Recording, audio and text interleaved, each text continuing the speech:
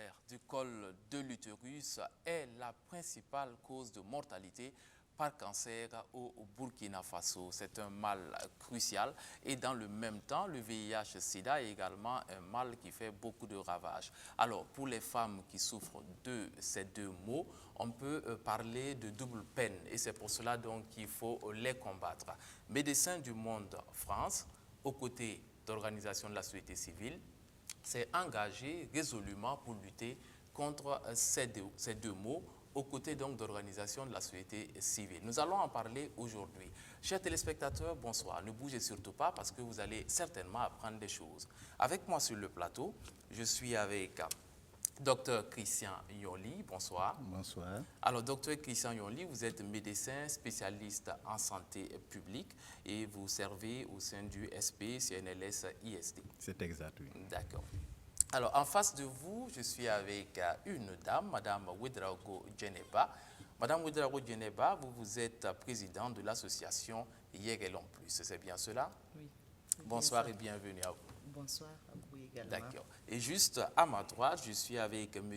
Otowossi Kovissi Modeste. Vous êtes directeur exécutif de l'association L'École des citoyens ASEC. C'est bien cela? Effectivement, c'est ça. D'accord. Alors, bonsoir et bienvenue à Bonsoir vous. et merci. Et pour finir avec la présentation de ces invités, je suis avec M. Zio Amadou Stéphane, responsable du suivi et évaluation en médecine du Monde France, mission du Burkina Faso. Monsieur Zio, bonsoir et bienvenue. Bonsoir, Monsieur Nazé.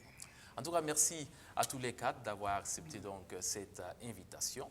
D'emblée, il faut dire que cette émission est une initiative de Médecins du Monde France, mission du Burkina Faso, qui donc, depuis un certain temps, depuis janvier 2018, a engagé un projet, a mis en œuvre donc un projet de réduction de la morbidité et de la mortalité due au cancer du col de l'utérus. Et dans le cadre de ce projet, il y a un volet plaidoyer.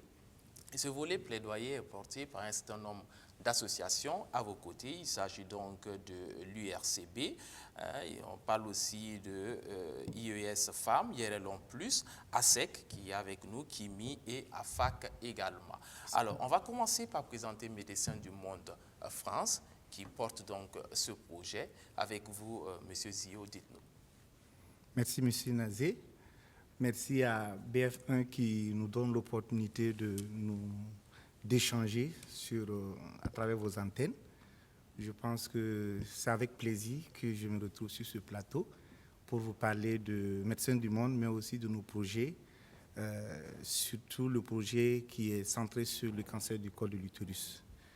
Alors, pour revenir à la question, il faut dire que Médecins du Monde France est une ONG humanitaire qui a pour mission d'assister les personnes qui sont vulnérables, c'est-à-dire affectées par les conflits armés, les catastrophes naturelles, voilà. Et en somme, ce sont les personnes que nous considérons comme des personnes oubliées par le monde alors qu'ils ont besoin d'aide. Voilà, nous sommes une ONG humanitaire internationale parce que nous intervenons dans plus de 60 pays dans le monde, dont le Burkina où nous intervenons depuis 2010.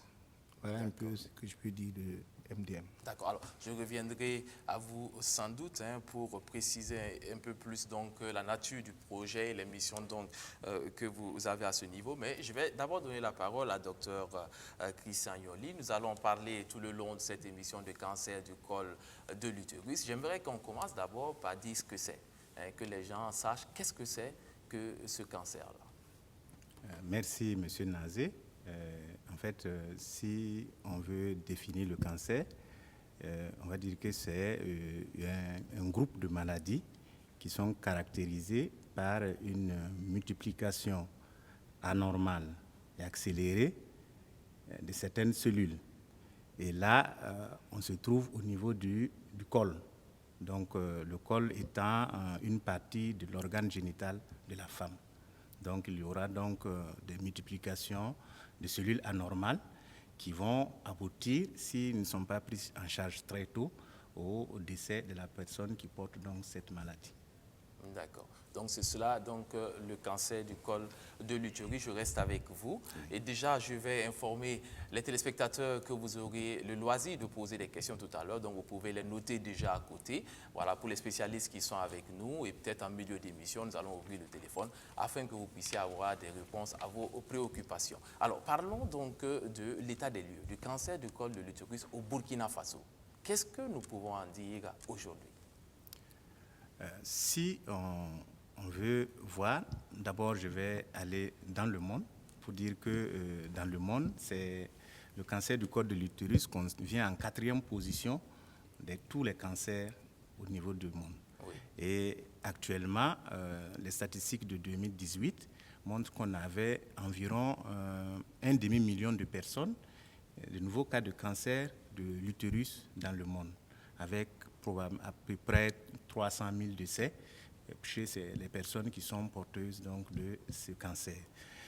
Au niveau des pays en voie de développement, comme le Burkina Faso, ce cancer vient en 2e position chez la femme. Je précise que le cancer du col de l'utérus, ça s'adresse à la femme.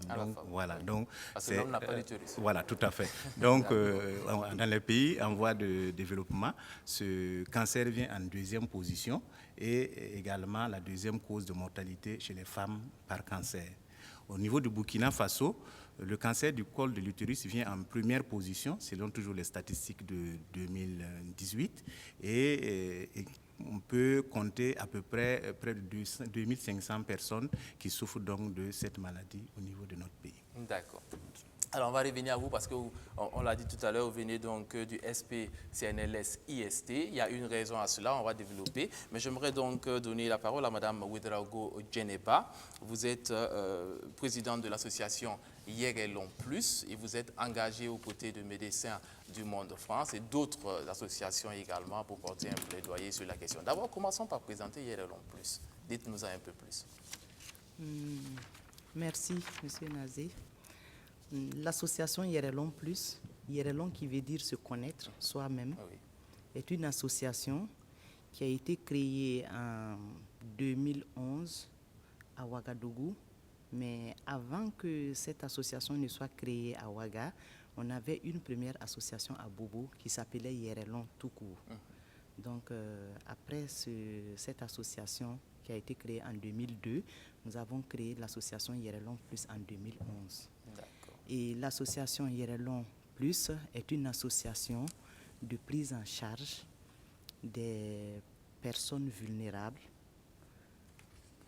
par rapport à la santé de la reproduction, du VIH et du cancer du col de l'utérus. Donc, nous travaillons au quotidien avec ces personnes vulnérables pour les sensibiliser et les prendre en charge quand ils sont malades. Parce que nous avons une clinique au niveau de Dapoya où nous avons des médecins, des infirmières et des psychologues, des médiatrices et des pères éducatrices. Donc l'association Yerelon se bat depuis un certain temps auprès de ces femmes-là pour vraiment une meilleure santé. D'accord. Donc déjà, c'est de dire à toutes celles qui sont intéressées qu'elles peuvent donc se rapprocher de votre clinique, se trouve donc à Dapoya, pour avoir des conseils, pour avoir des consultations, pour avoir un suivi également. C'est bien cela? Oui. D'accord. On va approfondir cela tout à l'heure, mais vous n'êtes pas la seule structure représentée. Nous avons M. Otowossi Kosivi Modeste et vous êtes donc directeur exécutif de l'association L'École des citoyens ASEC. C'est ça. Alors, présentez-nous un peu ASEC. Oui, ASEC, c'est l'association L'École des citoyens, comme vous venez de le dire. On est créé en 2007, précisément le 11 mai, comme Bob Marley. On ne risque pas d'oublier cette date-là, c'est sûr. C'est ça. Oui. Au fait, l'association L'École des citoyens met l'être humain au centre de ses préoccupations. D'accord. C'est pourquoi la santé, qui est une préoccupation pour tout citoyen au Burkina Faso, nous tient à cœur. Donc, c'est dire que nous intervenons dans le domaine de la santé, de l'éducation, du développement communautaire. Donc, en matière de santé, nous avons également un centre de santé et de promotion sociale situé à Nagrin, non loin du marché. Et on intervient auprès des populations vulnérables, dont les jeunes et les populations clés. Donc on a des représentations à Zambo, à Sapone, et le siège social est à Ouagadougou. D'accord, formidable. Vous aurez certainement l'occasion de donner une meilleure indication ou des numéros de téléphone pour ceux qui voudront donc se rapprocher de vous, pour celles, pour être un peu plus précis, parce que ça concerne un peu plus les femmes qui voudront donc se rapprocher de vous. Alors, Monsieur Zio, alors Médecins du Monde France est présent au Burkina depuis 2010. C'est ça. Et quels sont les projets que vous avez initiés depuis lors? Ok. Il faut dire que depuis 2010, effectivement, nous avions pu dérouler en gros 7 projets au niveau du Burkina, dont 2 toujours en cours. Pour rappeler ces différents projets, il faut dire qu'en 2010 déjà, on a eu un projet d'appui aux soins de santé primaires au niveau du Soum, la province du Soum, entre 2010 et 2012. Ensuite, on a eu un autre projet de soutien aux réfugiés et aux demandeurs d'asile maliens entre 2013, qui s'est déroulé entre 2013 et 2014. Et on a eu également un projet d'appui au district santé de Dori, Gorom et de Guibo sur la prise en charge de la malnutrition chez les enfants de 2012 à 2016. Un projet de réponse à l'épidémie d'Ebola. C'est bien vrai que le Burkina n'était pas en épidémie, mais pour endiguer, pour faire face à une éventuelle prévention, on a développé un projet dans le Soum, dans ce sens, en 2014 et 2015. Et nous avions également développé un projet sur les soins de santé et la santé sexuelle et reproductive avec un focus sur la grossesse non désirée dans le Soum et dans l'Oudalan de 2014 à 2019 à côté.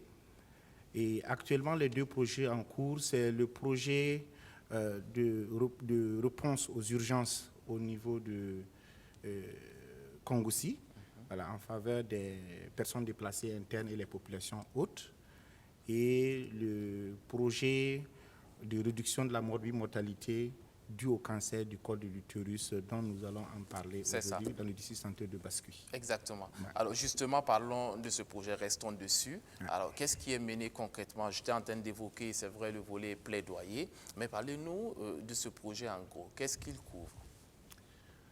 Il faut dire qu'au niveau de Médecins du Monde, comme dans la plupart de nos projets, nous avions généralement 3 grands domaines d'intervention. D'accord. Le premier domaine d'intervention, c'est la création de la demande. La création de la demande, c'est cette création de la demande qui mobilise les OSC autour de nos projets. Donc, il s'agit ici de développer une stratégie communautaire que nous avions fait en partenariat avec le ministère de la Santé et nos partenaires OSC pour répondre à ce projet de lutte contre le cancer du col de l'utérus. Nous avons développé une stratégie communautaire, nous avons capacité les OSC, nous avons développé des outils pour la communication afin de permettre aux populations d'augmenter leurs connaissances, d'améliorer leurs connaissances sur le CCU et venir au niveau des centres de santé pour le dépistage. Le deuxième grand volet de notre intervention, c'est le renforcement de l'offre. L'offre, c'est au niveau des structures de santé. Il s'agit ici de tout ce que nous pouvons améliorer au niveau du système pour améliorer la prise en charge. Donc, il y a eu la formation des agents de santé. On a formé toutes les sages-femmes au niveau du district santé de Bascuit. On a formé les technologies biomédicaux. On a formé des médecins. On a formé des accoucheuses pour orienter les femmes vers les sages-femmes. On a formé également des médecins gynéco au niveau de Yalgado et de Pissi sur le traitement des lésions. Et ça, c'est le volet formation. On a également équipé les centres de santé. On les a dotés en matériel médico-technique, en médicaments, en consommables. Tout ça pour permettre d'offrir les soins en lien avec le cancer du col de l'utérus.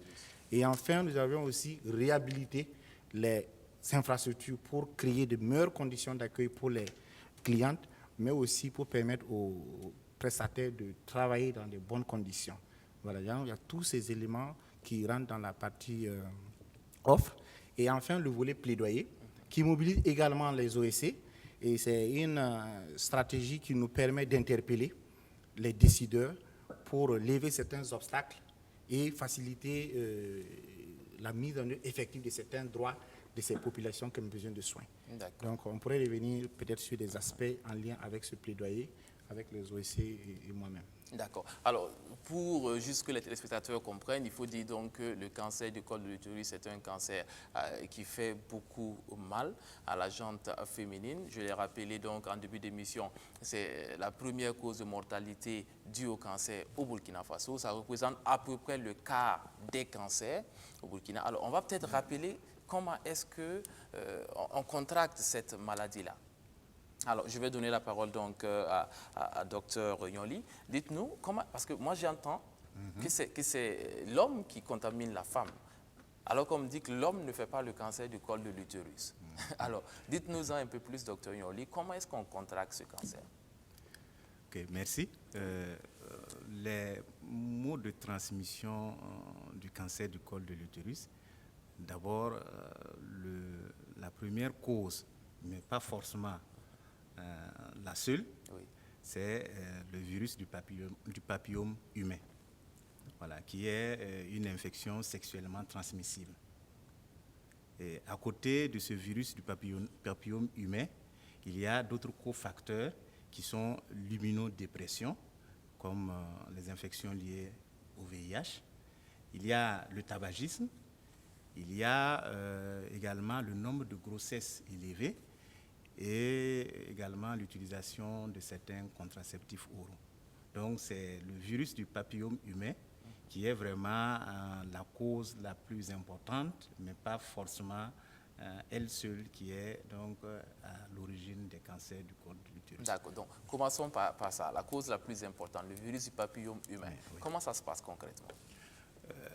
Le virus du papillome humain, ce sont des virus, il y a plus d'une centaine de types de papillomes humains qui circulent dans le monde et ils peuvent être transmis par voie sexuelle. Voilà. Donc, parmi ces virus de papillome humain, il y a une douzaine qui sont oncogènes, c'est-à-dire qui peuvent initier le processus cancérigène. Donc, si une femme, au cours des rapports sexuels, a ce virus, et que son organisme n'arrive pas à éliminer donc ce virus très tôt, ça peut évoluer s'il y a d'autres cofacteurs associés comme l'immunodépression que je viens de dire, le tabagisme et autres facteurs associés, genre les rapports traumatisants, les multipartenariats. Ça peut accélérer le processus d'apparition donc de cette maladie qu'est le cancer du col de l'utérus. D'accord, je vous écoute, je vous entends bien. Ça veut dire que être fidèle, par exemple, ça réduit les risques. Tout à fait. Alors, également, vous nous dites, madame n'est pas d'accord peut-être? Non, je n'ai pas. Vous souhaitez ajouter quelque chose? Parce que vous avez souri. D'accord, alors, oui, allez-y. Moi, je voulais préciser également que les rapports sexuels précoces, avant un certain âge, parce que la femme n'étant pas mature et que l'utérus aussi, son col qui n'est pas totalement constitué, donc fragile, et lorsqu'il y a un contact sexuel, pas forcément une pénétration, parce que l'expérience même a montré que même si la femme a le virus, par exemple, dans ses mains et qu'elle a un contact avec son sexe, par exemple, elle peut, comme je le dis, elle peut se contaminer, elle peut donc développer l'infection. Donc c'est vraiment le contact sexuel, pas forcément la pénétration. Parce que le virus, il est très dangereux et puis il est très sensible, il peut facilement passer par d'autres moyens. Il y a des modes de transmission qui sont faibles, parce qu'on a même cité les serviettes de toilette, les bains publics, tout ça, mais c'est très faible. Mais vraiment le contact peau à peau, comme le docteur Yonli l'a dit, c'est vraiment là où le risque est le plus élevé. D'accord. Voilà. Donc, c'est ça. Alors, on entend aussi parfois que pour les dépistages, par exemple, on fait les dépistages qu'avec les jeunes filles qui ont l'âge d'avoir une activité sexuelle. Je suis dans le vrai ou pas? Monsieur Otourouzi, à votre niveau, dans votre santé, c'est comme ça que vous faites ou pas? Concernant... Non? Ou c'est tout le monde? Ou c'est toute la gente féminine? Pour le dépistage, parce qu'il faut dire que lorsque vous contactez l'infection, le docteur Yonli l'a dit, le temps entre le contact avec le virus et l'apparition des premiers signes qui annoncent une éventuelle infection avec des lésions, ça prend du temps. Ça peut durer 10 ans, 15 ans. C'est ça. Alors, on s'est dit que dans notre contexte, peut-être autour de 15 ans, voilà, même si la sexualité est souvent précoce, voilà, si elle a son premier contact sexuel à 15 ans, et on doit attendre 10 ans pour éventuellement rechercher les éventuels signes. Donc, c'est à partir de 25 ans. Au Burkina, c'est arrêté qu'à partir de 25 ans qu'on puisse rechercher les lésions précancéreuses chez la femme, de 25 à 55 ans. À 55 ans. Voilà, donc D'accord. c'est ce qui est arrêté. Sinon, au niveau de l'OMS, c'est même à 30 ans. D'accord. Voilà. Mais au Burkina, avec nos réalités, nous sommes descendus à 25 ans. Et quelquefois, sur le terrain, il y en a même qui outrepassent cette barre de 25 ans. Parce que le contexte, souvent aussi, nous oblige à certains comportements. Voilà. Alors, je reviens à vous, Dr Yoli, parce que vous aviez dit tantôt qu'il y avait plusieurs facteurs. Donc, on a parlé du premier facteur. Oui. Quels peuvent être les autres facteurs? Les autres facteurs, comme je dis, et qui surtout le plus important ici, c'est l'immunodépression. L'immunodépression, c'est quoi? Ça veut dire que les défenses de l'organisme sont devenues faibles, donc n'arrivent pas donc à contenir certaines infections. Donc, pour les personnes qui sont en contact avec le virus du papillome humain, si l'organisme est immunocompétent, c'est-à-dire qu'il peut se défendre, il peut arriver à éliminer naturellement le virus. Mais pour les personnes immunodéficientes, c'est-à-dire ceux qui ne sont plus forts sur le plan immunitaire, le virus peut persister pendant longtemps au niveau du col de l'utérus et donc être source donc, de genèse de la maladie. C'est pour cela d'ailleurs que l'on parle de personnes vivant avec donc, le VIH. Donc les personnes vivant avec le VIH sont des personnes fortement à risque dans le cas donc, du cancer du col de l'utérus. Alors, donc qu'est-ce qui est fait concrètement aujourd'hui pour justement ces personnes-là?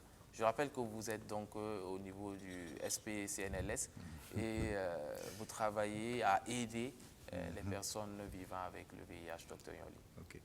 Déjà, pour les personnes vivant avec le VIH, il faut se dire que dans notre pays, l'ONU-SIDA estime à environ 100 000 personnes qui sont infectées par le virus de l'immunodéficience humaine au Burkina Faso.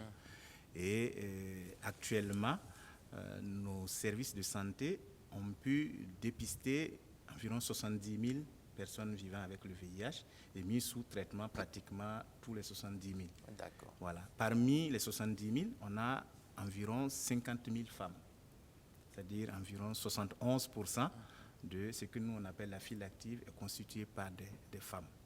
Donc, il y a des enfants parmi ces personnes vivant avec le VIH, des filles, et les femmes sexuellement actives aussi sont là. Toutes ces personnes infectées par le VIH bénéficient gratuitement du traitement ARV. Il y a également des actions comme la distribution de préservatifs, de gel pour protéger, parce que les surinfections également peuvent conduire, accélérer le processus d'initiation de ce cancer. Pour ce qui est des moyens préconisés par l'Organisation mondiale de la santé, c'est surtout le dépistage et la prise en charge des lésions précancéreuses. De par le passé, c'était des actions ponctuelles qu'on menait pour pouvoir donc soutenir les femmes. Mais dans le cadre stratégique, nous venons d'élaborer un cadre stratégique qui oriente et donne les stratégies pour lutter contre le VIH au Burkina. Et la lutte contre le cancer du col de l'utérus chez les femmes infectées par le VIH donc, est en bonne place. Et nous comptons soutenir, déjà le gouvernement le fait avec la gratuité pour les enfants et les femmes enceintes, le dépistage des cancers du sein et du col de l'utérus donc est intégré parmi le paquet de soins offerts donc par cette gratuité. Et au niveau du SP, nous allons soutenir donc ce dépistage et le traitement des lésions précancéreuses chez les femmes enceintes au cours des 5 prochaines années. D'accord. Alors, donc, il y a des choses qui sont faites, mais s'il y a un plaidoyer qui est mené, c'est que ce n'est pas suffisant, n'est-ce pas? Alors, donc, je vais demander donc, à Mme Ouedraogo Djeneba de nous dire, justement, dans le cadre de ce plaidoyer, qu'est-ce que vous demandez? Et bien sûr, après, vous pourrez compléter, parce que vous êtes ensemble hein, dans le groupe donc, qui mène le plaidoyer. Qu'est-ce que vous demandez concrètement et à qui? Nous demandons que le dépistage du cancer du col de l'utérus et la prise en charge des lésions précancéreuses soient effectives. D'accord. Parce que ce n'est pas le cas. Non. D'accord. À Ouaga, moi, par exemple, je peux aller me faire dépister à Ouaga. Ce n'est pas sûr que quelqu'un qui est à Tougan dans mon village, il peut aller faire le dépistage. Donc, on veut que le dépistage du cancer soit effectif. Effectif Voilà. partout au Burkina. D'accord. Voilà, ça c'est notre première doléance. L'autre doléance, c'est que nous souhaitons également que toutes les femmes atteintes par le VIH soient dépistées et prises en charge systématiquement par pour le cancer du col de l'utérus. Parce qu'on dit que c'est fait, ça fait partie du paquet minimum, mais dans la réalité, ce n'est pas ce que vous constatez. C'est pas ce qu'on constate. Bon, le projet avec Médecins du Monde au niveau de Bascui, c'est effectif aujourd'hui. À Bascui, on peut se faire dépister, mais nous voulons que ça soit dans tout le Burkina, en fait. D'accord. Parce que dans le district sanitaire de Bascui, ça c'est Médecins du Monde de France, donc qui a initié comme un projet pilote où donc systématiquement toutes les femmes sont prises en charge. C'est bien cela. D'accord. Alors, Monsieur Otowossi, est-ce que vous souhaitez ajouter par rapport justement aux éléments de plaidoyer? En tout cas, en plus de ces éléments, on voudrait que le ministre des Finances accorde beaucoup de ressources pour la prise en charge des lésions précancéreuses. On a besoin d'argent pour le faire et pour que ça soit accessible, comme on le dit, dans tout le pays. Il faut franchement financer. Ce financement même va amener à renforcer plus la capacité des agents de santé qui sont là, mais de par le passé, ce n'est pas évident qu'ils ont l'expertise en matière de dépistage, donc de renforcer la formation du personnel de santé dans le domaine. D'accord. Et également, on demande au directeur de la prévention du contrôle des maladies de revoir le plan stratégique de lutte contre le cancer du col de l'utérus pour que ça devienne plus effectif et que les directives là, soient mieux connues par tout le monde. D'accord. Donc, il y a des textes, c'est ça. Mais l'application pose un peu problème. Oui. Comme l'ami de SPL là, donc l'intégration même du cancer au VIH, on l'a demandé haut et fort et c'est les féliciter qu'on est enfin arrivé à l'acceptation pour que d'ici les 10 prochaines ans, les plus prochaines années, nous luttons effectivement ou mettre fin au cancer du col de l'utérus au Burkina Faso. D'accord. Oui. En tout cas, c'est un bon programme. Je suis sûr que celles qui en souffrent actuellement vont l'applaudir très fort. Alors, Monsieur Zio, au niveau donc du district de Bascui, vous menez un projet pilote. Donc, dites-nous-en un peu plus. Comment ça se passe concrètement au niveau donc du district de Bascui? Alors, comme je l'avais dit tantôt, il y a eu tout un travail en amont pour préparer les structures de santé à mener les activités.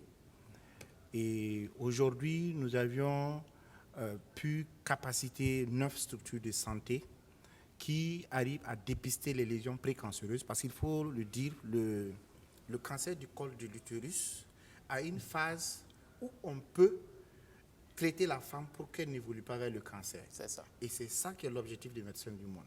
Dépister les femmes tôt, traiter les lésions précancéreuses pour que les femmes ne développent pas le cancer plus tard. Donc aujourd'hui, au district sanitaire de Bascui, dans les 9 structures qui sont appuyées, le dépistage est fait et les lésions précancéreuses sont prises sur place par les sages-femmes qui ont été formées et accompagnées par l'équipe cadre du district. Donc ça, c'est un travail qui se fait sur le terrain.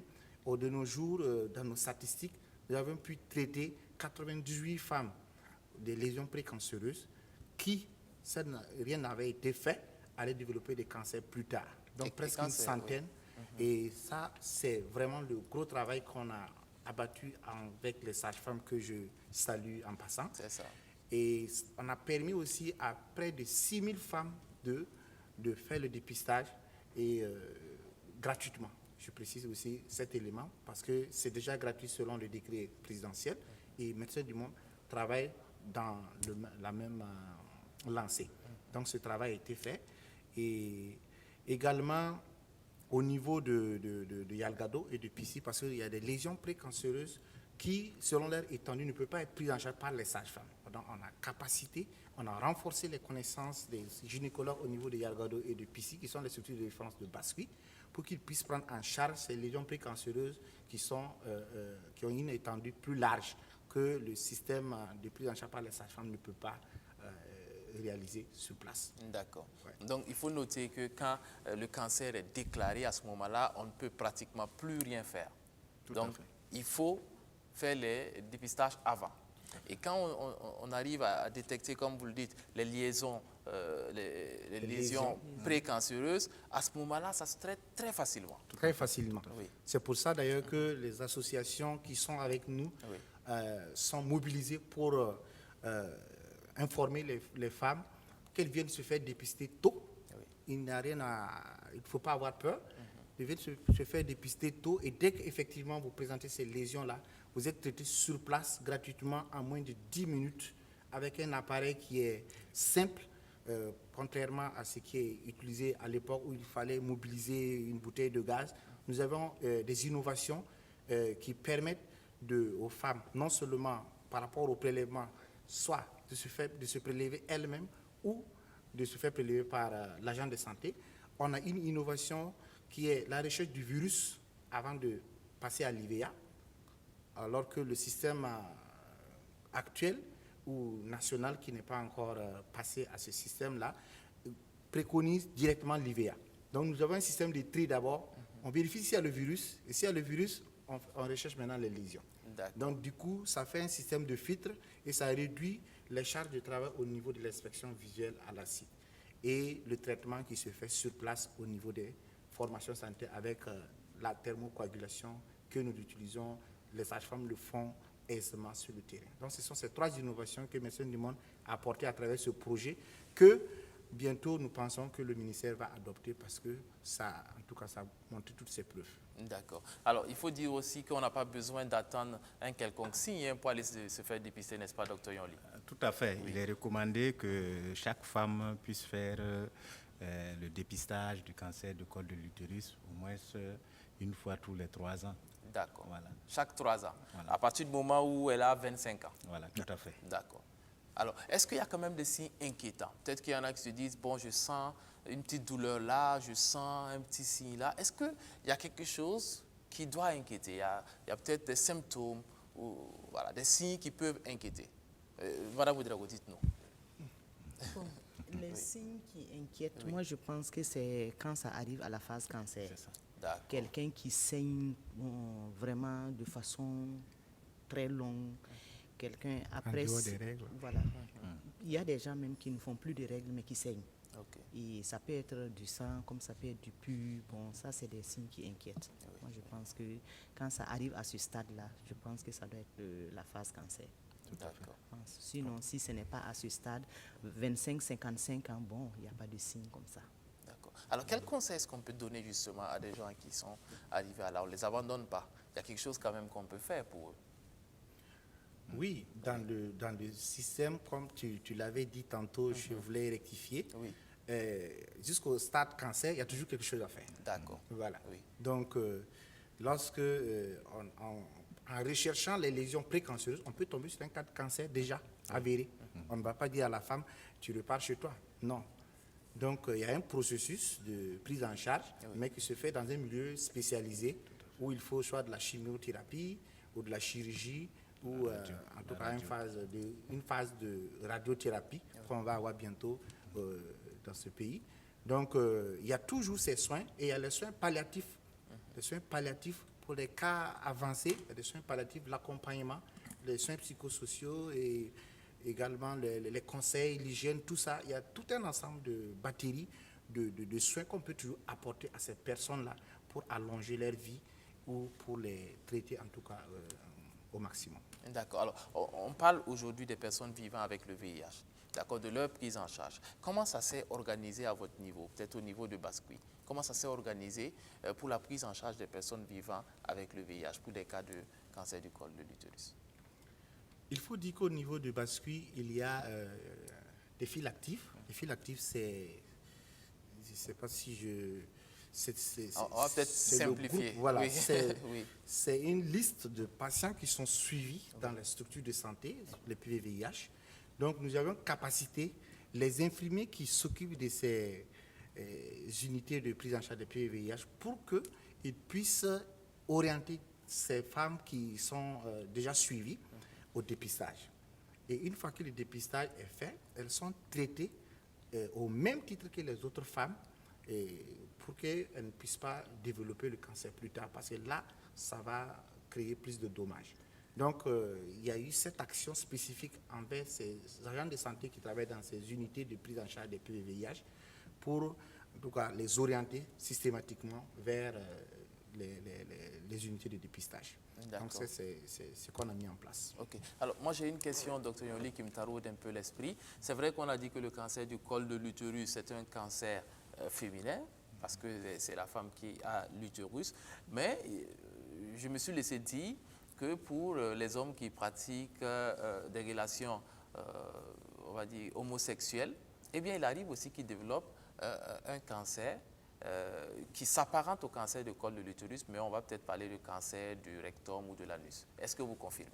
Oui, je confirme. C'est vrai qu'on a parlé ici du cancer du col de l'utérus, mais aussi on peut avoir des cancers anorectaux qui peuvent arriver chez les personnes qui font des relations sexuelles à travers l'anus, que ce soit les femmes ou les hommes qui font des relations sexuelles avec d'autres hommes, et ces cancers peuvent apparaître.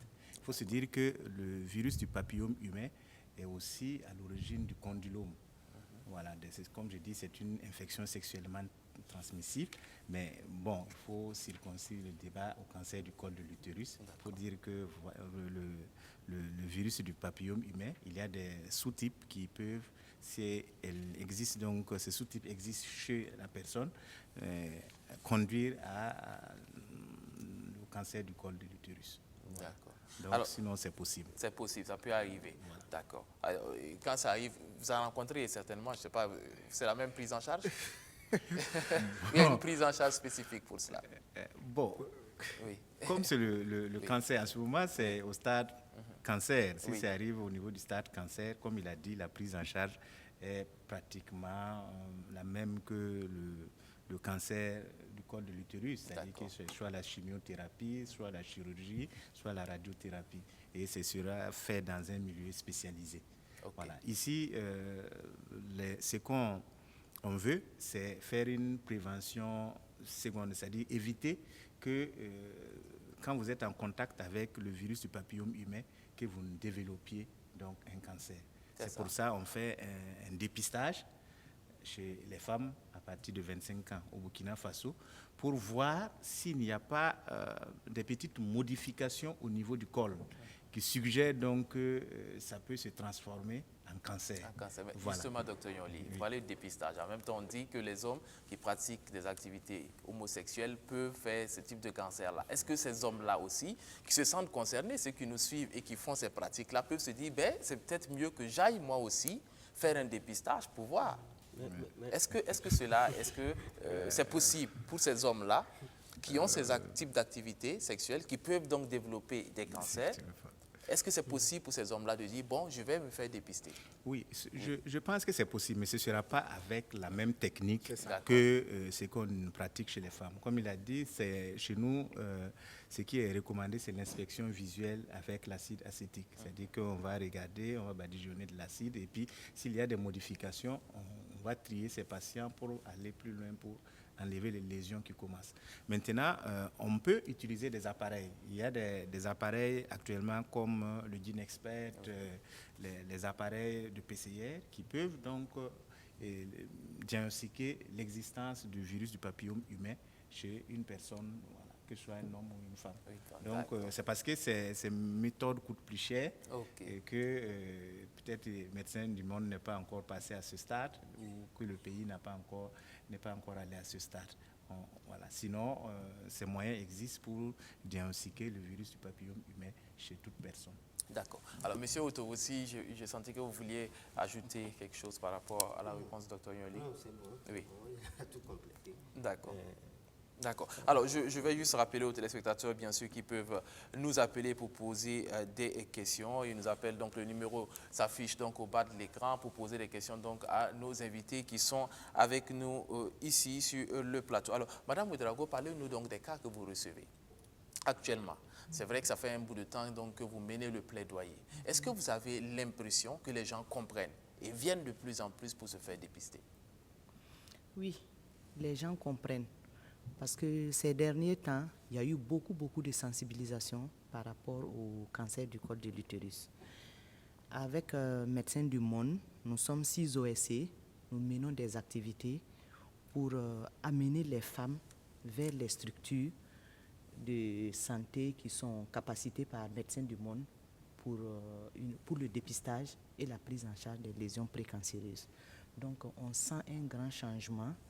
Même si ce changement, ça vient à compte-gouttes, moi je pense que les gens ont plutôt peur du résultat. Okay. Ça veut dire que quand je vais venir, on va me dire que j'ai le cancer.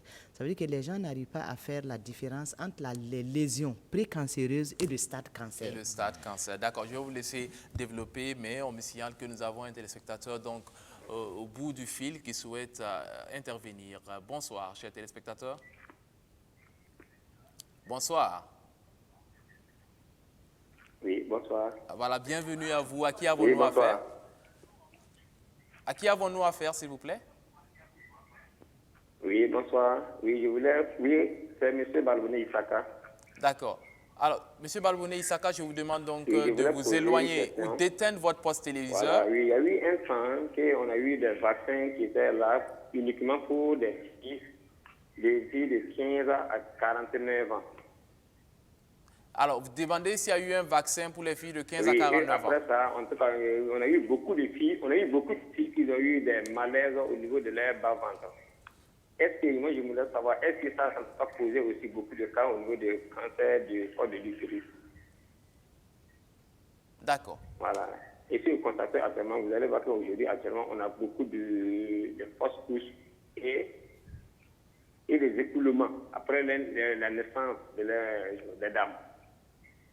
D'accord. Alors, vous parlez de vaccin. Il s'agissait de quel vaccin, s'il vous plaît, M. Voilà, Balbouné? beaucoup de femmes meurent actuellement pour ça. Oui, et le vaccin que je disais, on a eu des vaccins qui étaient venus, c'est pour vacciner uniquement que les femmes de 15 à 49 ans. Moi, je voudrais savoir, est-ce que ça n'a pas contribué au cancer du col de l'utérus? D'accord. D'accord, c'est bien compris, M. Balbouné. Merci beaucoup pour votre question. Merci beaucoup, très bonne soirée. Vous pouvez faire comme lui, vous nous appelez pour poser votre question. Alors, des vaccins, alors, Dr Yoli, dites-nous un peu plus. Des vaccins donc pour les femmes de 15 à 39 ans, il a dit. 49. Et après, 49 à 49 ans, et après, il y a eu des complications, des problèmes et une augmentation du taux de fausse couche et puis du cancer du col de l'utérus. Qu'est-ce que vous pouvez répondre à cela? Bon, je ne vais pas rentrer dans cette polémique parce que bon, les vaccins, généralement, ce sont des médicaments qui sont testés bien au laboratoire et dont l'innocuité, généralement, est prouvée avant l'administration donc, à un individu. C'est vrai, comme tout médicament, il peut y avoir des effets secondaires. Mais si c'était important, comme il le dit, je pense que vous-même, en tant que c'est vrai qu'on n'en a pas entendu parler. Voilà, vous allez entendre parler. Oui. Je pense que bon, c'est des rumeurs qui se développent de plus en plus sur les vaccins, mais je pense que les vaccins, en tout cas dans la revue de la littérature, n'a pas été cité comme facteur donc, ou bien cofacteur du cancer du col de l'utérus. Au contraire, les vaccins sont là pour aider l'organisme à développer des anticorps pour se prémunir contre certaines maladies. D'accord. Je vais compléter la réponse. Je pense qu'il a suffisamment bien répondu à la question. D'accord. Alors, Mme Ouedraogo, vous rencontrez des cas où des gens viennent vous dire cela? également? Par rapport au vaccin? Par rapport au vaccin? Non. Non. Les gens que nous rencontrons généralement, c'est comme je vous l'avais dit au départ, Guérelon travaille avec des femmes vulnérables, des populations clés. Donc nous avons des pères éducatrices qui sont formés, qui partent vers ces filles-là pour leur expliquer ce que c'est que le cancer, que ça existe et qu'elles peuvent venir se faire dépister. Le problème avec les populations clés, c'est que pour faire le dépistage, il faut que tu t'abstiennes des rapports sexuels pendant 24 heures. D'accord. Et les travailleuses de sexe, généralement, c'est compliqué. C'est compliqué. C'est leur travail, c'est difficile. Mais bon, elles arrivent quand même à le faire. Donc, quand les pères éducatrices les sensibilisent, maintenant, elles viennent vers les structures de santé pour venir faire le dépistage. Maintenant, parce qu'en fait, en même temps, il y a des référencements. Oui. Quand elles sensibilisent, elles donnent des fiches de référence, elles vont vers les services. Maintenant, si elles sont dépistées positives, elles doivent revenir chercher les résultats du HPV et ensuite on fait l'IVA. Donc si la personne ne vient pas, les associations sont encore là pour aller les chercher, pour les relancer. En fait, on les appelle les perdus de vue. Il faut les relancer pour qu'elles reviennent au moins chercher les résultats et passer à l'IVA. D'accord. Alors, M. Otowosi. Oui. Oui. En fait, nous avons beaucoup travaillé pour défaire la population de l'ignorance d'abord. Puisque, comme les gens n'ont pas la bonne information, les opposants au vaccin le plus souvent développent au fait des messages pour que les gens n'y adhèrent pas. Mais quand on a commencé à donner la bonne information, on a d'abord soutiré la peur qui était au sein de la population de Basse-Cuit. Et on a fait même un travail en direction des hommes. Parce que nous sommes au Burkina, Mouaga, des fois, quand la femme doit aller même à l'hôpital, il faut qu'il ait l'autorisation de l'homme. Donc, on a travaillé avec les hommes pour qu'ils comprennent la nécessité pour que la femme consulte, se dépiste. Ce qui a fait que ces derniers temps, il y a une certaine affluence. Ne serait-ce que hier, on était même en sensibilisation à Saponé. Les gens nous ont bloqués, et ça c'est par rapport à la PF, que ça crée ci, ça crée ça. Et après le théâtre, c'est les mêmes personnes qui sont venues nous remercier qui n'avaient pas la bonne information. Je dis que lorsque la population a la bonne information, les choses évoluent. C'est ça. Et on l'a beaucoup fait. Oui.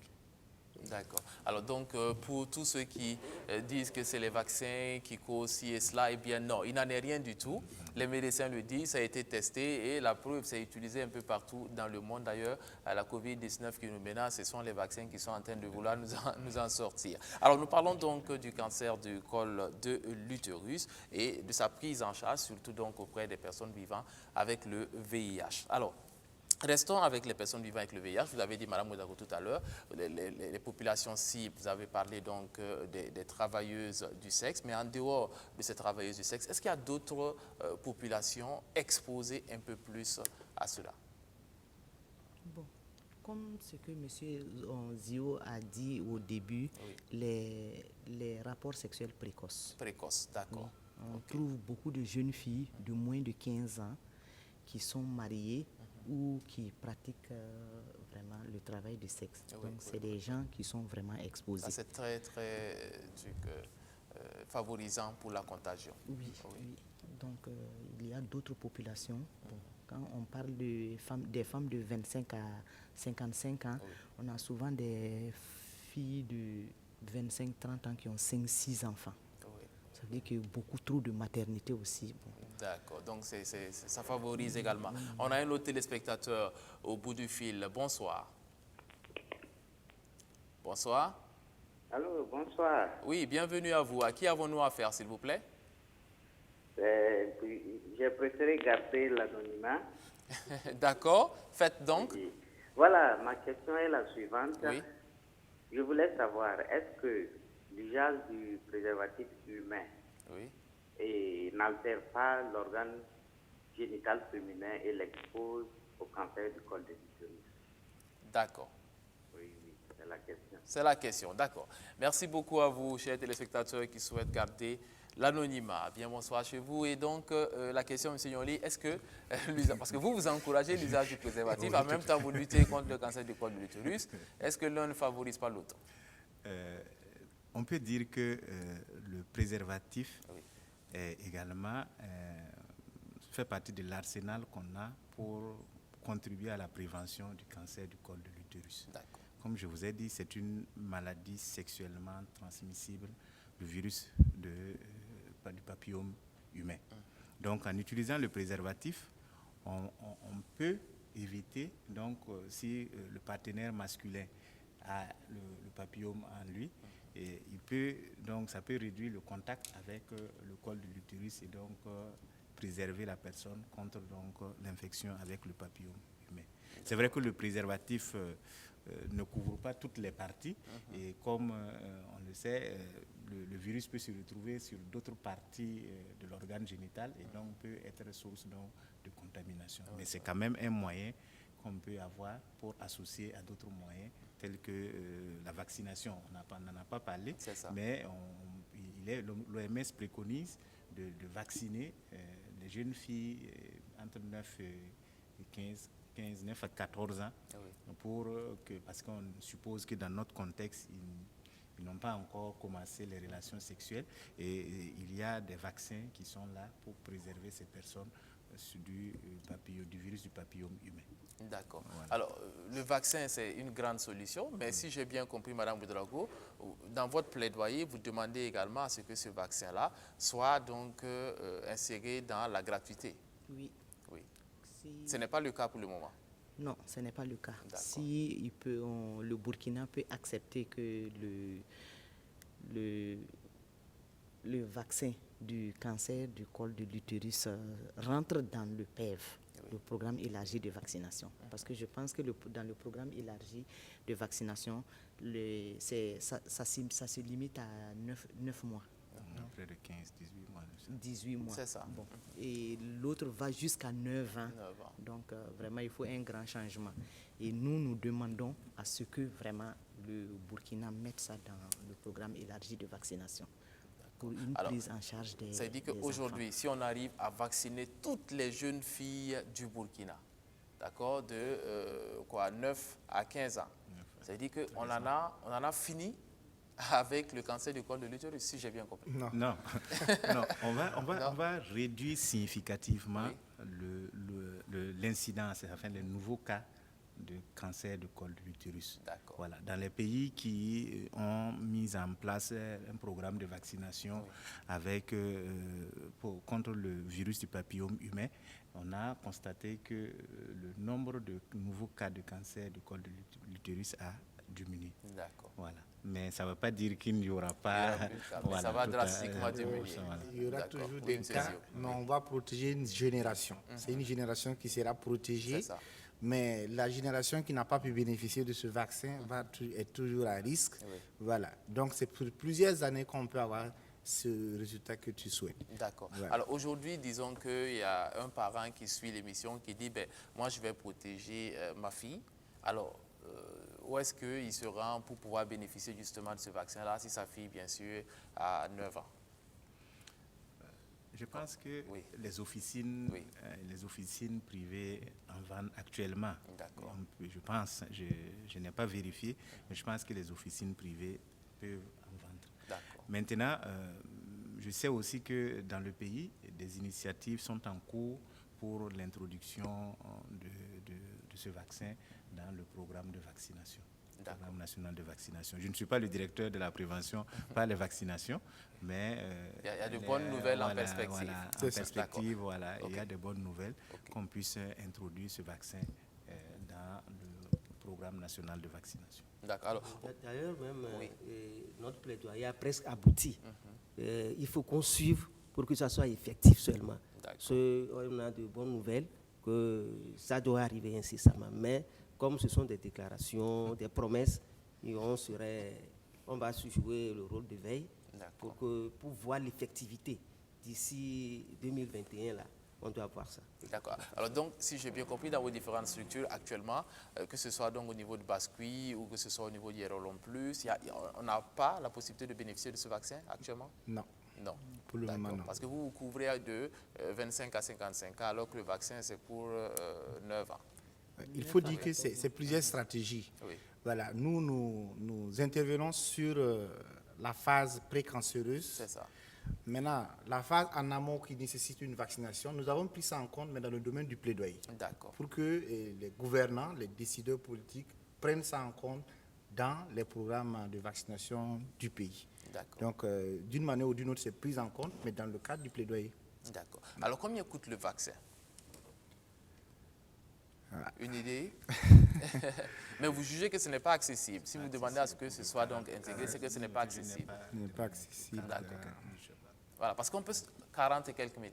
Ah, mais 40 et quelques mille, c'est beaucoup. Ce que moi j'aurais C'est appris, énorme. ça Oui. tourne autour de 100 000. 100 000. D'accord. Donc, ça aussi entre 40 000 et 100 000, si j'ai bien compris, pour la prévention. Et là, la jeune fille, elle est protégée. C'est vrai que Il ce faut n'est 2 pas à la doses. portée de tout le monde. Il faut 2 doses. 2 doses, oui. Ah, OK. Donc, même ces 40 000, si on peut multiplier par 2, ça fait 80 000. C'est C'est déjà pas à la beaucoup. portée. Donc, il faut vraiment qu'il y ait un programme voilà, soutenu par le gouvernement et les partenaires. Oui. Et puis, bon, là, on peut espérer avoir une quantité suffisante de vaccins pour immuniser le maximum d'enfants. D'accord. Alors, donc, moi, j'aimerais qu'on rappelle donc, à tous ceux qui nous suivent. Donc, il y a le vaccin pour protéger, il y a les préservatifs. Et quelles sont les autres mesures donc, que l'on doit prendre pour protéger? Allez-y, s'il vous plaît, monsieur Sio.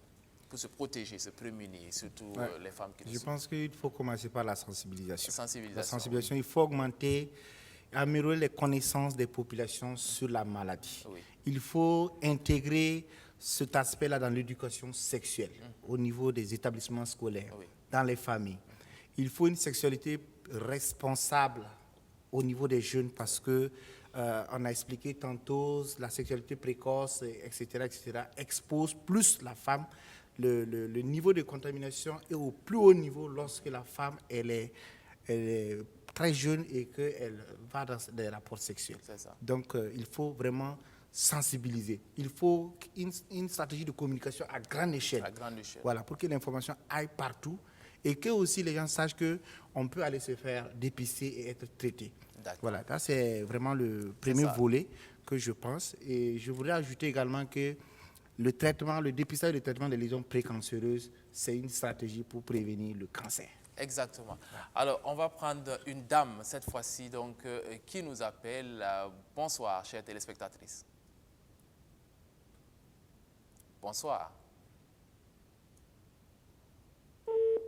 Ah, elle est partie. Elle a peut-être attendu trop longtemps. Donc, c'est une stratégie, donc, tout ce que vous venez de nous dire pour prévenir contre le cancer. C'est-à-dire que vous arrivez, si bien sûr la détection est faite tôt, à voir les lésions précancéreuses, à les traiter et c'est fini. Ouais. Voilà.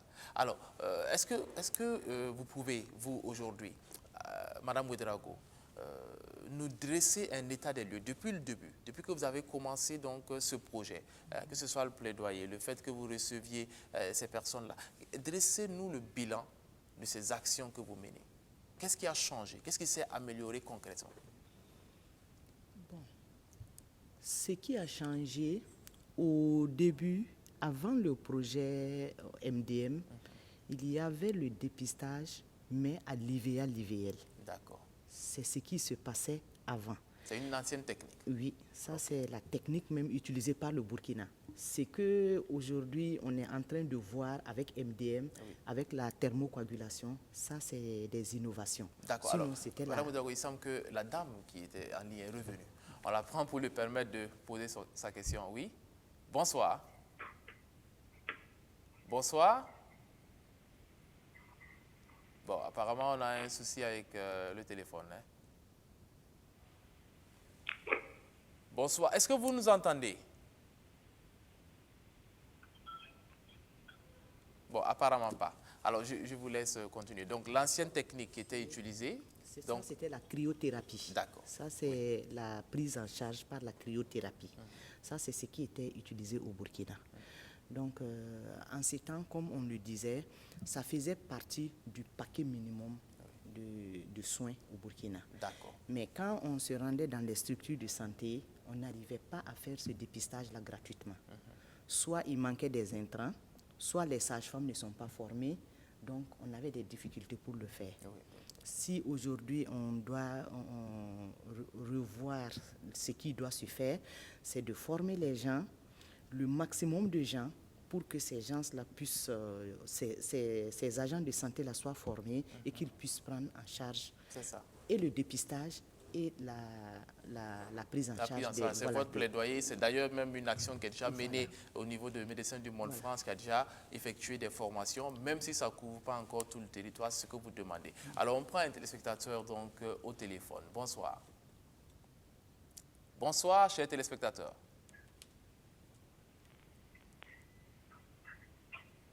Alors, on ne l'entend pas du tout sur le plateau. Bonsoir. Bon, alors, apparemment, on n'arrive pas donc à se comprendre. Alors, on tire aussi un peu vers la fin de l'émission. D'accord. Alors, donc, vous étiez en train de parler de cette technique-là, qui a été remplacée par une technique qui permet de mieux détecter. Ça n'a pas été Oui. remplacé. Ça, c'est encore pratiqué. C'est encore pratiqué. Oui, dans certaines structures sanitaires de l'État, c'est D'accord. pratiqué. Mais au niveau de Bascui, Oui. l'innovation, c'est que maintenant, on cherche d'abord le HPV.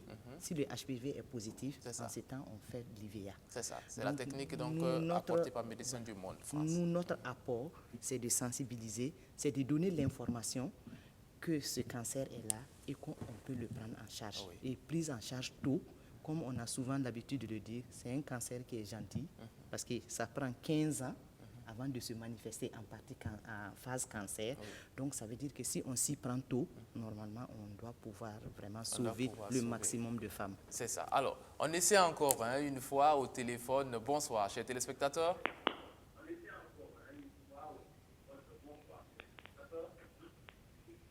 Allô? Oui. Allô? Chères téléspectatrices, nous vous entendons. Oui, Veuillez bonsoir, éteindre- monsieur. Ouais, éteignez votre Oui. téléviseur. J'avais une question à poser. D'accord, faites donc. Et si on a une plaie au niveau du vagin, est-ce que c'est un signe pour le cancer du col de l'utérus? D'accord. Merci beaucoup pour votre question. Ce sera tout? Apparemment, oui.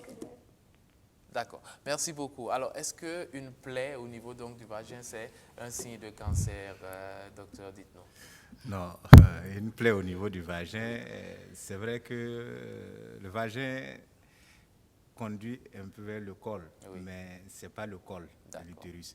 Ça peut être lié à des traumatismes, à des blessures, à peut-être beaucoup de choses, mais moi je conseillerais à cette personne d'aller faire donc le dépistage et s'il y a une lésion au niveau de son col, on pourra trouver pour faire traiter. Mais sinon, une plaie au niveau du vagin n'est pas synonyme d'un cancer du col de l'utérus. D'accord. De toutes les façons, il faut qu'elle fasse le dépistage. tout à Le fait. dépistage est recommandé pour toutes les femmes. Et vous avez dit à une fourchette donc, que vous avez donné, c'est 25 à 55 ans, n'est-ce pas? Alors, donc vous étiez en train de dire, la maladie peut durer, Madame Ouedraogo, pendant 15 ans avant de se déclarer. Donc, on a le temps de dépister. Et à ce moment, la maladie n'est pas déclarée, on la traite tout de suite et maintenant. Alors, quand on découvre les lésions précancéreuses, comment se passe le traitement? Et en combien de temps? Parce que vous dites qu'il y en a qui ne veulent pas venir par peur aussi de ce qui va être découvert. Parce que les gens confondent cancer et lésions précancéreuses. D'accord. Et viennent. On a découvert des lésions précancéreuses. D'accord. Comment ça se passe maintenant? Alors, il faut dire que lorsque le dépistage est fait à partir de l'IVA, Oui. après le test HPV positif qui amène la femme à bénéficier de l'IVA, il y a plusieurs cas de figure. On peut avoir une IVA qui est négative, on peut avoir une IVA qui est positive, c'est-à-dire qu'il y a des lésions. Maintenant, les lésions peuvent être peu étendues, c'est-à-dire que ça ne couvre pas toute la superficie du col, comme ça peut couvrir en tout cas une bonne partie. Donc, en fonction de l'étendue de la lésion, on décide de traiter soit sur place ou de référer vers le spécialiste pour un autre type de traitement. Mais quand la lésion est petite, vraiment, en 10 minutes, le traitement se fait au niveau des centres de santé de Bascui où nous appuyons. Et je pense aussi que dans les autres structures de santé de l'État où la cryothérapie existe, on peut prendre en charge tout de suite la femme sans problème. Ça, c'est vraiment les lésions précancéreuses. Précanceuses. Je vous laisserai terminer, mais on a un téléspectateur qui brûle d'envie de poser sa question. Bonsoir et bienvenue à vous, chers téléspectateurs.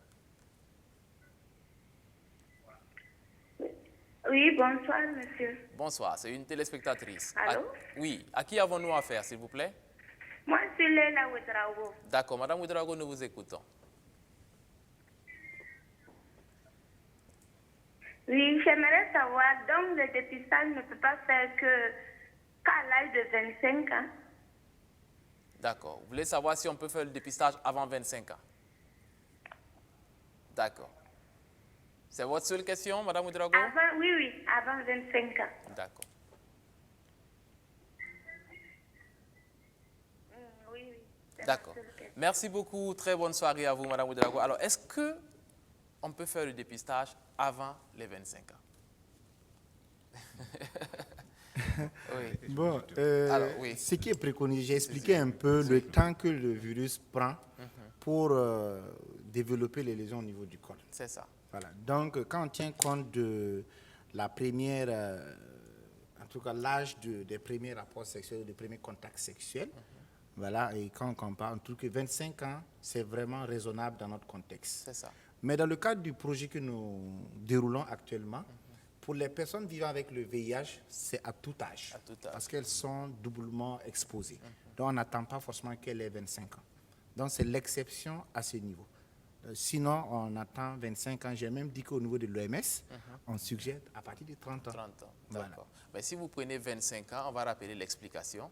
Et parce que vous supposez que les premiers rapports peuvent intervenir à 15 ans. Voilà. Et comme il faut 10 ans pour développer les premières lésions, donc c'est à partir de 25 ans qu'on peut les voir. Voilà. Donc, ce qui veut dire aussi que celle qui a eu des rapports avant les 15 ans, elle va développer les lésions avant les 25 ans. L'autre aspect aussi, c'est qu'il faut dire que ces lésions, ce virus-là, la femme peut l'éliminer d'elle-même. D'accord. Donc, Si son il y a organisme est autour assez d'une fort. dizaine, 10% qui vont évoluer vers l'apparition des lésions. Donc, il y a ce phénomène-là qu'on prend en compte en plus pour vraiment estimer l'âge où on a de potentielles chances ou risques de voir des lésions développées au niveau du col après un contact sexuel dans les 10 années antérieures. D'accord. Alors, Monsieur Otowossi, est-ce qu'à votre niveau, vous rencontrez des jeunes filles qui n'ont pas les 25 ans, qui viennent quand même vous parler de cancer du col de l'utérus? Oui, effectivement, les jeunes filles viennent, mais nous, on prend soin de les référer vers les structures de santé pour avoir plus d'informations et la conduite à tenir à ce niveau. On ne prend pas le risque de leur donner d'autres informations, on les réfère directement. Elles viennent. Elles viennent. Oui. D'accord. Mais docteur, dites-nous, est-ce qu'il y a un facteur aggravant lié à l'héritage génétique? Je veux dire par là, par exemple, si une jeune fille dit dans ma famille, il y a beaucoup de cancer du col de l'utérus, peut-être la maman, peut-être une tante, peut-être la grand-maman, est-ce qu'il y a c'est un facteur aggravant qui peut pousser une jeune fille qui n'a peut-être pas l'âge à se dire ah, peut-être qu'il faut que j'aille voir? Bon, la littérature n'a pas trop cité le facteur génétique comme étant un facteur, cofacteur du cancer du col de l'utérus. Comme je l'ai dit, c'est le principal facteur, c'est le virus du papillome humain, qui, lui, est transmis par voie sexuelle ou, comme l'a dit, des attouchements peuvent être cause donc, de transmission de ce virus. Donc, les autres cofacteurs, des familles à cancer de col de l'utérus, ça peut exister, mais la littérature n'a pas... Ne permet pas de trancher la question. Ne peut pas, je ne veux pas m'engager. Voilà. D'accord. Oui, non, je pense que... Oui. Rien à ajouter par rapport à cela. Alors, moi, je n'aimerais pas faire peur à ceux qui nous écoutent, mais j'aimerais quand même qu'on puisse rappeler que c'est très dangereux. On a dit que ça peut conduire à la mort. Mais une fois que le cancer est déclaré, quelles sont les conséquences que la patiente peut voir, auxquelles elle peut faire face, que les gens sachent jusqu'à quel point ça peut être dangereux, voire traumatisant. Quelles sont les conséquences d'un cancer du col de l'utérus? Alors, moi, je vais citer, le docteur va compléter, mais il faut dire qu'il y a des moments où on est obligé d'extraire tout l'utérus de la femme. Oui. Et dès qu'on extrait cet utérus par la chirurgie, ça veut dire que cette femme ne peut plus enfanter. Ok. Et on connaît les conséquences d'une femme qui est dans ces conditions dans nos sociétés ici. Oui. Voilà, donc il y a ça. Également, pour un cancer qu'on n'a pas pu traiter et que la femme n'arrive plus à produire, Oui. parce que les femmes doivent être productives et reproductives, ça n'arrive plus à produire, alors ça aura des conséquences dans la famille et elles sont souvent les piliers de certaines familles. Et voici toutes les conséquences qui sont en lien avec ça. Ça peut même conduire à la déscolarisation des enfants et tout et tout. Et elle peut aussi avoir une détresse psychologique parce que facilement elle peut être abandonnée parce qu'on se dit qu'il n'y a plus rien à faire pour cette personne, on ne va pas. Voilà. Donc il faut vraiment un bon entourage pour que cette femme-là puisse s'en sortir. Donc il y a toutes ces conséquences qui peuvent peser sur la femme et peut-être la conduire vers la mort. La mort, voilà. D'accord. Oui. Vous voulez ajouter quelque chose? Oui, en fait, les cancers, généralement, se focalisent à un organe, mais peuvent donc, ce que les médecins appellent métastase, c'est-à-dire peuvent migrer vers d'autres parties du corps. Donc, à partir de ce cancer du col, d'autres parties du corps peuvent être touchées et conduire rapidement vers la mort de la personne. C'est pour ça qu'il faut diagnostiquer très tôt. Oui. Si on ne diagnostique pas très tôt et que les cellules cancéreuses se détachent et puis partent toucher d'autres organes, bon, même si vous traitez cette lésion, si ça aide ailleurs, généralement, le traitement devient trop tard et il faut faire un traitement palliatif pour accompagner la personne. Donc, c'est vraiment, il faut dépister tôt et traiter les lésions précancéreuses pour véritablement espérer que la personne puisse se porter mieux. En plus, bien sûr, des conséquences que M. Zio a dit sur le plan familial, sur le plan économique, et tout ça. Des conséquences désastreuses. Oui, M. Otto aussi. Oui. En tout cas, en tant que communautaire, nous avons vu des personnes développer ce type de cancer. En fait, la douleur même est insupportable. Oui. Oui, et ça fait que c'est insoutenable d'abord pour toute la famille. Et si on doit arriver vers les radiothérapies, c'est extrêmement coûteux, ce qui fait que ça appauvrit. Et si nous devons ajouter la discrimination que les voisins ont à l'égard de la famille, c'est franchement douloureux pour les familles. Les conséquences sont franchement énormes, comme les uns et les autres le disent. D'accord. Alors, j'aimerais qu'on fasse un petit tour de la question, pour ne pas dire un résumé de la question, parce qu'on tire vers la fin de l'émission. On va rappeler les choses très, très importantes. Alors, Madame Ouedraogo, je commence avec vous. Le cancer du col de l'utérus, on l'a assez dit, c'est très dangereux. Alors, comment est-ce que vous pouvez présenter ce cancer-là à toutes ces personnes qui nous suivent? Qu'est-ce que c'est que le cancer du col de l'utérus? On va faire le tour et puis on va rappeler les mesures à prendre. Mais d'abord, le cancer du col de l'utérus, en résumé, c'est quoi? Comme Dr Nyoni l'a dit, le cancer du col de l'utérus, c'est une maladie causée par le HPV, le papillomavirus, et la femme l'attrape par rapport sexuel ou par d'autres méthodes.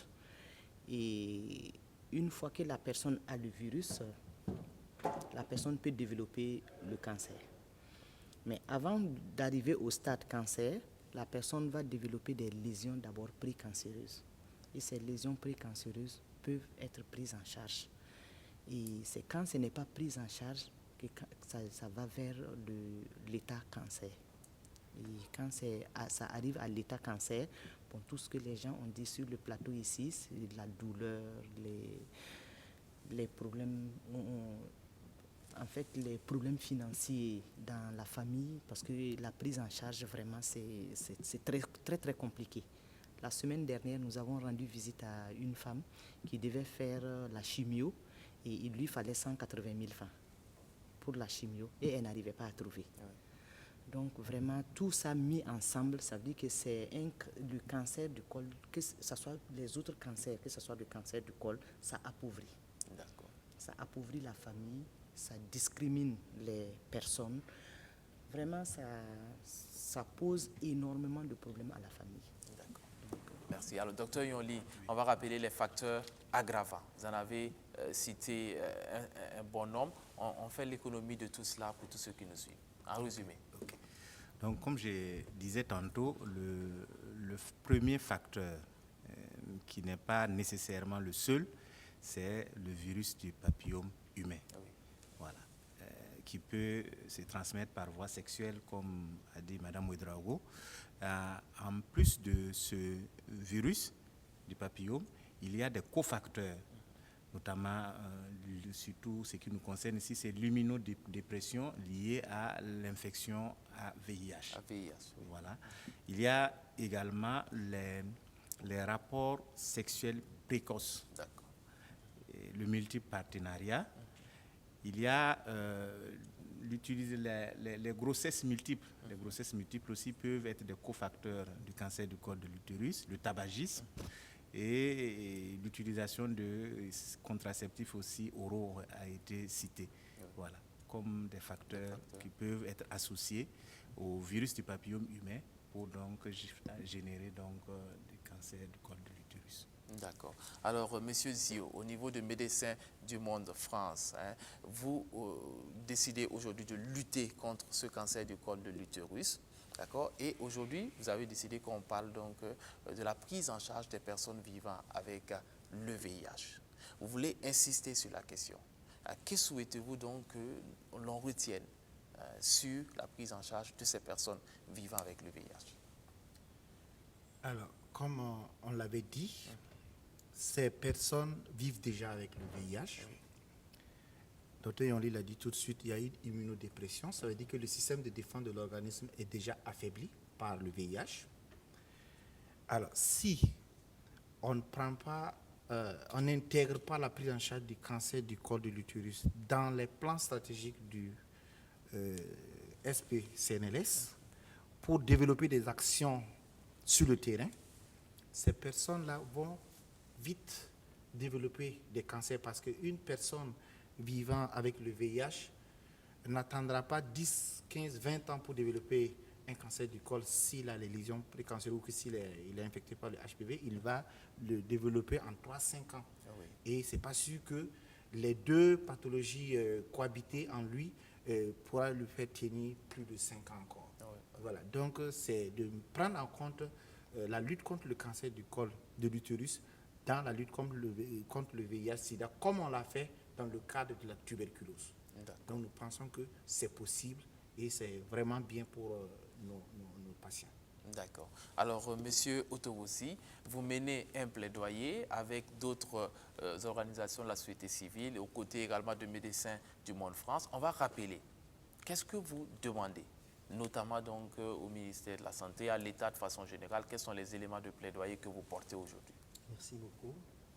D'abord, au secrétaire permanent du Conseil national de lutte contre le VIH-Sida, on voudrait une intégration VIH, si c'est le cancer du col de l'utérus.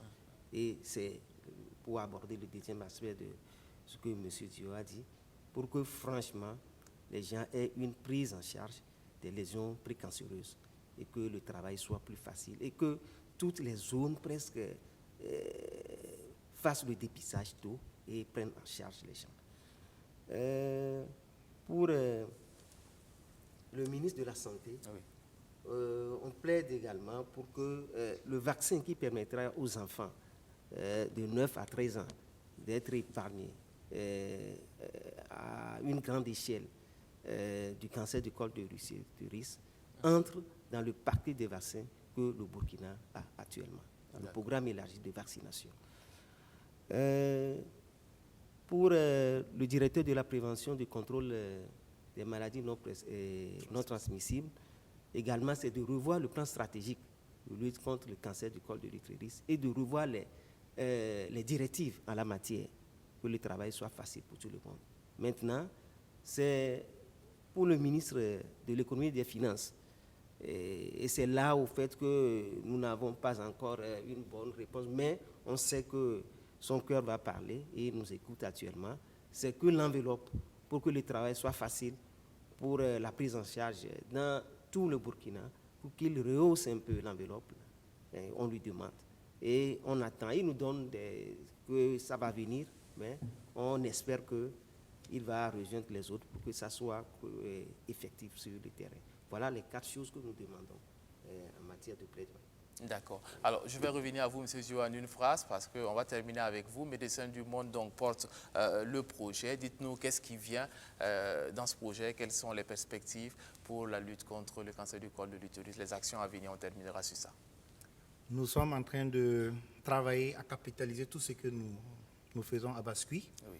pour apporter des évidences aux autorités sanitaires du Burkina Faso, afin que les innovations que nous mettons en œuvre dans le cadre de ce projet puissent être prises en compte dans les années à venir, et également voir dans quelle mesure on pourra faire une extension de ce qui est mis déjà en œuvre dans le district sanitaire de Bascui, afin que d'autres personnes puissent bénéficier de ces actions du projet. Voilà vraiment ce que je voulais dire. Alors, dans le district sanitaire de Bascui, c'est vraiment un projet pilote, mais un projet rondement mené que les gens peuvent voir, s'en inspirer pour pouvoir donc dupliquer un peu partout donc, au Burkina Faso. En tout cas, merci beaucoup à tous les 4. Merci à vous d'être venus partager toutes ces informations avec nos téléspectateurs. On va rappeler que le cancer du col de l'utérus est un cancer très dangereux. C'est la première cause de mortalité par cancer donc, au niveau de la femme. Et ça représente à peu près le quart des cancers au Burkina Faso. C'est dit donc que c'est énorme. Mais en même temps, il faut dire qu'il y a un vaccin qui est là, qui est disponible, qui coûte cher certes, mais qui est là. Et le plaidoyer, c'est de faire en sorte que ce vaccin-là donc soit offert par donc, le gouvernement pour que de plus en plus de personnes soient prémunies de cette maladie. Aussi, et c'est très important, il y a le dépistage précoce. Et là, dès que c'est fait, dès qu'on arrive à détecter les lésions précancéreuses, tout de suite on soigne et c'est fini, il n'y a plus de cancer. Mais quand on laisse, c'est latent pendant 15 ans et après quand le cancer donc, est déclaré, on ne peut plus bien faire. Je pense que le message était important à passer. En tout cas, merci à vous qui nous avez suivis. J'espère que vous avez appris beaucoup de choses et que vous en prendrez donc de la graine. Merci beaucoup et à très bientôt pour d'autres programmes sur la première audience télé au Burkina Faso, BF1. Ciao.